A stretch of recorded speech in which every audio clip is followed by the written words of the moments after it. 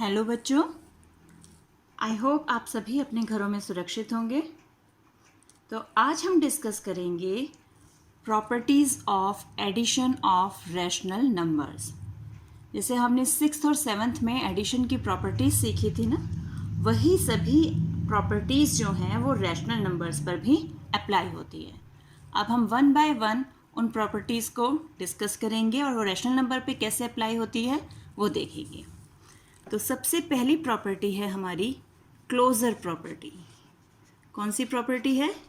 Closure. Closure property का मतलब है कि अगर हम दो रैशनल नंबर्स, यानी एक रैशनल नंबर हमने ले लिया a/b और एक रैशनल नंबर हम ले लेते हैं c/d। अगर हम दो रैशनल नंबर्स को ऐड करते हैं तो हमें जो आंसर मिलेगा e/f वो भी एक रैशनल नंबर होगा। यानी दो रैशनल नंबर्स का एडिशन, उसका जो रिज़ल्ट आता है वो भी एक रैशनल नंबर होगा। फॉर एग्ज़ाम्पल हम ले लेते हैं 1/7 और इसमें ऐड कर देते हैं 2/7, तो हमें आंसर क्या मिल रहा है? 3/7। और 3/7 एक रैशनल नंबर है, तो ये है हमारी क्लोज़र प्रॉपर्टी। उसके बाद हमने एक प्रॉपर्टी पढ़ी थी, कॉम्यूटेटिव प्रॉपर्टी। कौन सी प्रॉपर्टी?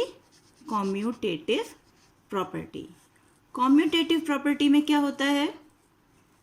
अगर हम दो रैशनल नंबर्स को ऐड करते हैं, यानी a/b प्लस c/d, उससे जो आंसर आता है वो, और अगर हम इनका सीक्वेंस चेंज कर देते हैं, यानी मैं पहले c/d लूँ फिर a/b लूँ, तो इन दोनों के जो आंसर्स आएंगे, इनको सॉल्व करके जो आंसर आएंगे वो दोनों इक्वल होंगे।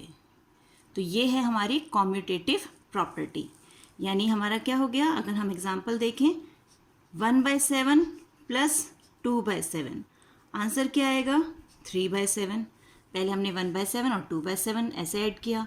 अब हम 2/7 को पहले ले लेते हैं और 1/7 बाद में, तब भी आंसर क्या आ रहा है? 3/7।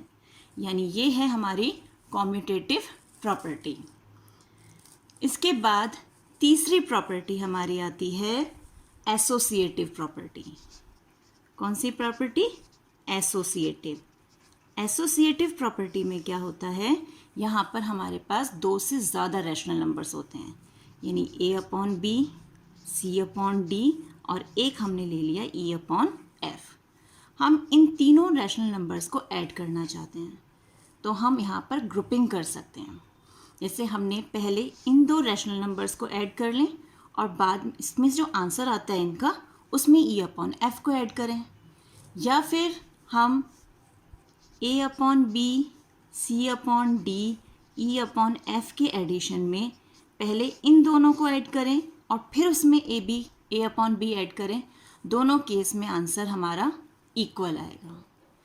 एग्जाम्पल देखें, हमने ले लिया 1/7, 2/7 और 3/7। अब हम इन दो को पहले ऐड कर रहे हैं, आंसर आया 3/7 और बाहर कौन है हमारा? 3/7 ऑलरेडी वहाँ है, तो आंसर हो गया 6/7। ये हमारा फर्स्ट केस। अब दूसरे मेथड में अगर हम देखें तो 1/7 उसे हम बाहर छोड़ रहे हैं और ब्रैकेट में हमने ले लिया 2/7 और 3/7 को, तो 1/7 प्लस 2 प्लस 3 5/7, आंसर क्या आया?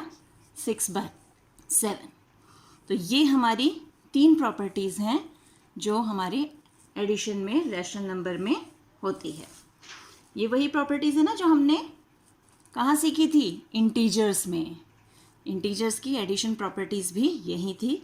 तो सेम प्रॉपर्टीज़ आप देख रहे हो, closure property, commutative property, associative property, ये सब प्रॉपर्टीज़ भी हमारी रैशनल नंबर में भी यूज़ होती है। और एक प्रॉपर्टी वो तो आप सब जानते ही हैं, जो हम कहते हैं प्रॉपर्टी ऑफ ज़ीरो, कि अगर हम किसी रैशनल नंबर में या किसी भी नंबर में ज़ीरो को ऐड करते हैं तो नंबर हमें वापस मिल जाता है।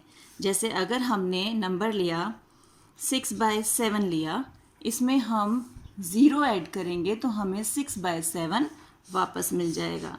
तो ये हमारी ज़ीरो की प्रॉपर्टी है। आई होप ये सारी प्रॉपर्टीज़ आपको समझ में आ गई होंगी।